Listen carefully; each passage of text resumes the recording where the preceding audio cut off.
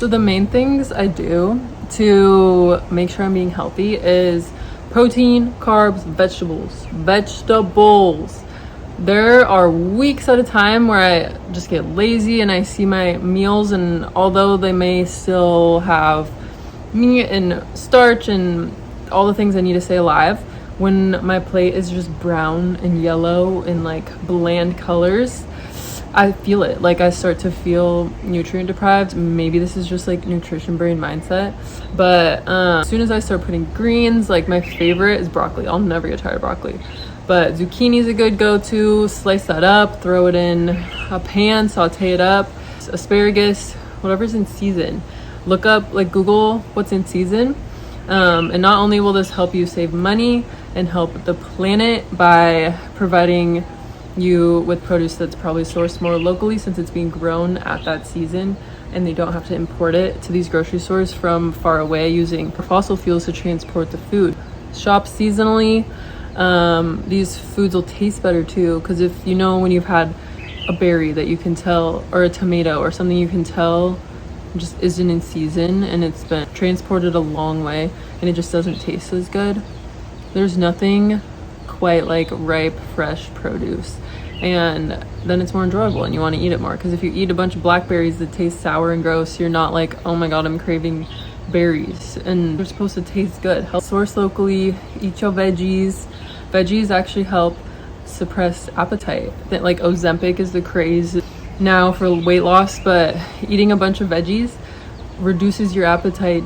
You're filling yourself, it does something to your brain. Your brain's like, I got the nutrients I need. If my meal is potatoes, ground beef or chicken, and broccoli, I'm not hungry. Like, usually after I eat a meal that has maybe more palatable foods, like buttery, super salty,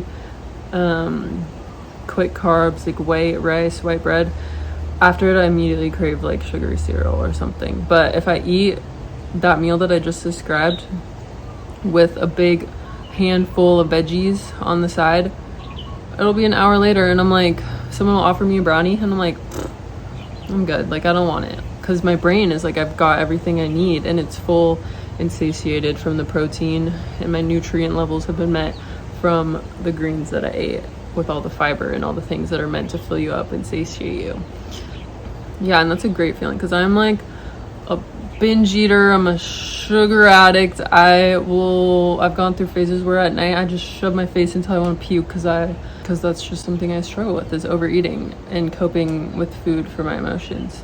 When I control my diet and make myself eat these healthy things, I really notice a difference, which just feels good and helps your self-esteem and helps you feel good, because no one wants to feel out of control with their eating, and it's super hard to control your eating when there's so many yummy, tempting, amazing foods out there that are literally engineered to make you addicted and make you crave more, so you buy more, and then you gain weight, you feel like shit about yourself, which makes you sad, so then you have bad emotions, and then you go and eat more food to cope with those emotions, and it's this vicious cycle that's super highly addictive. And it's not your fault, it's the system's fault, so don't blame yourself. I've done that for so long, but just do what you can. Take a step today to go buy some veggies. It starts with the simplest steps. Go to the grocery store, buy some veggies, and just throw them in a pan with some oil and salt and pepper, and that's all you need. Not even the pepper. If you don't have pepper, make it as easy as possible. Throw them in a pan. If you don't have oil, water. Steam them. Steamed broccoli tastes so much better than just eating raw broccoli, in my opinion. Way more palatable. If you're highly, highly addicted to processed foods, it's gonna suck. Your brain's gonna be like, hell no, I don't want to eat broccoli. But if you do it over and over, just switch out one sugary meal a day. If you buy like contenders from Chick-fil-A, but then you come home, cook up a side of broccoli, like a big side of broccoli, and eat those together, it's gonna make you more full. You're gonna feel way better. So just start with small swap outs. Don't just eat the fried chicken. Eat the fried chicken with some broccoli and see what happens. So yeah, veggies, great way to get your nutrients in and reduce your appetite. But yeah, overall, I try to stick to simple meals. Like, don't overcomplicate it. I love cooking and chefing up like creative meals since that's one of my passions. But if I'm trying to be healthy and stick to a habit of eating healthy, I keep my meals like the same thing every day. It'll either be like what I had today, because I can't eat eggs personally. Highly recommend eggs in the morning. They're yummy, super easy to cook, full of protein, and choline is an essential nutrient for your brain, which is found in the egg yolk. So I take a choline supplement with my B vitamins every morning to supplement that choline that I don't get since I can't eat eggs because they hurt my tummy. I'm intolerant. I've never got a test, but just based on how my body reacts to eggs, it's not pleasant. So yeah, I eat either cottage cheese, cucumbers, chicken sausage, and sauerkraut for the fermented gut healthy properties that fermented foods have. That's like an ideal breakfast for me, but I don't eat that every day because chicken sausage is a little bit processed. I try to get the ones without nitrates or additives when possible, but other days I eat oatmeal with a nut butter, blueberries, and cinnamon and chia seeds when I have them.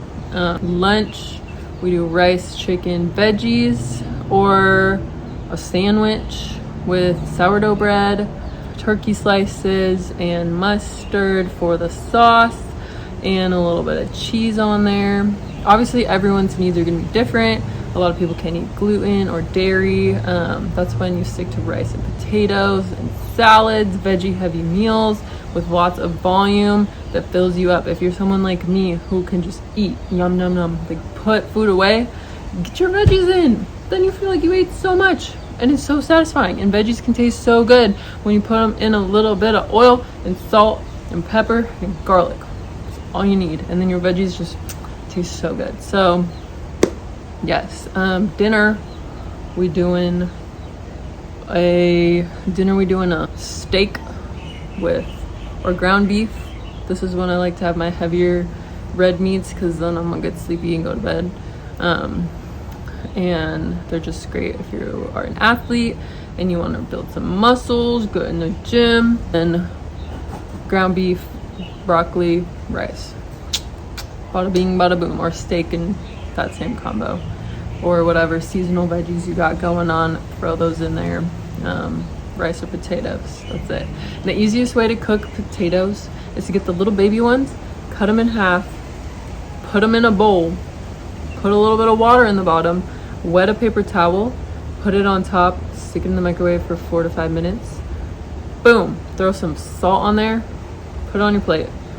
Easiest thing you could have done, like 5-minute meal prep for the side of veggies. And like most of the time it's in the microwave and cooling down, and then you got a food. So that's like if I'm eating really healthy. Your girl eats a lot of other things too. I eat a brownie, gluten-free brownie when I have the chance. I eat cereal. I eat ice cream. I eat croissants. I eat all the fucking things. I drink coffee. I try to drink matcha because it makes me feel better most days, or tea.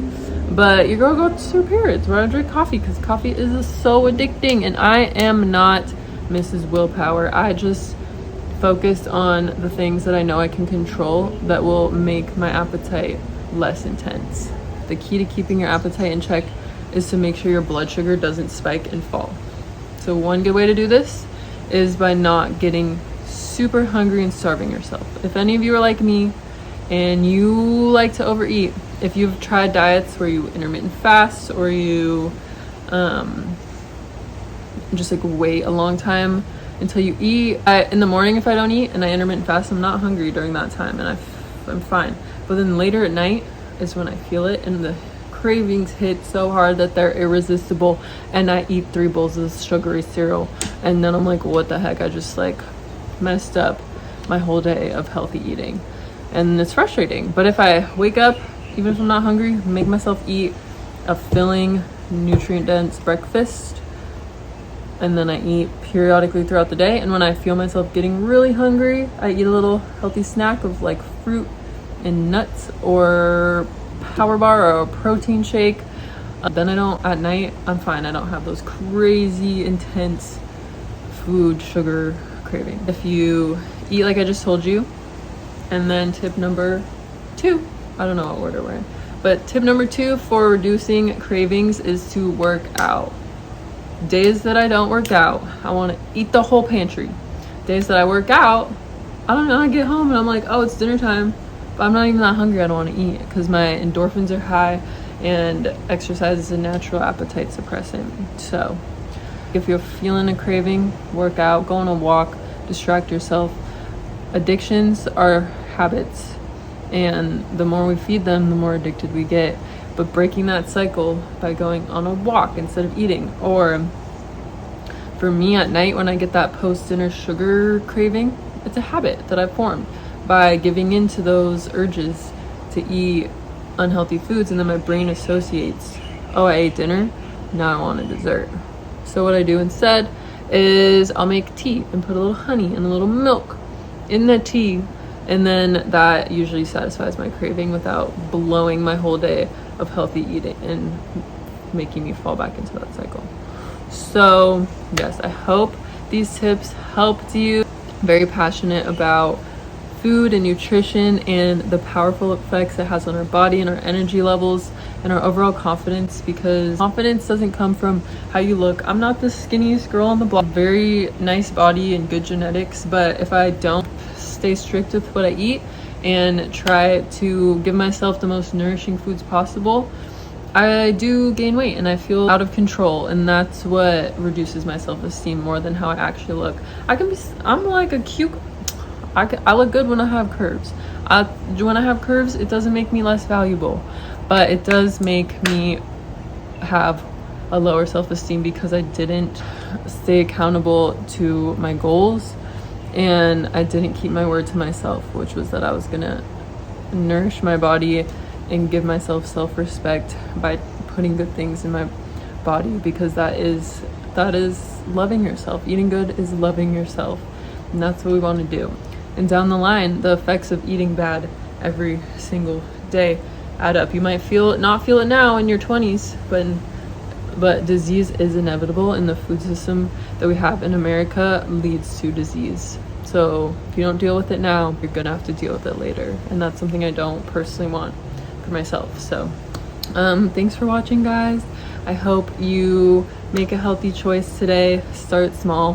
Habits are built from small, implementable, easy steps that lead to instant rewards, aka more energy, feeling good about yourself because you did what you wanted to do, which was eat healthy. So take that step today, and I'll catch you in the next one.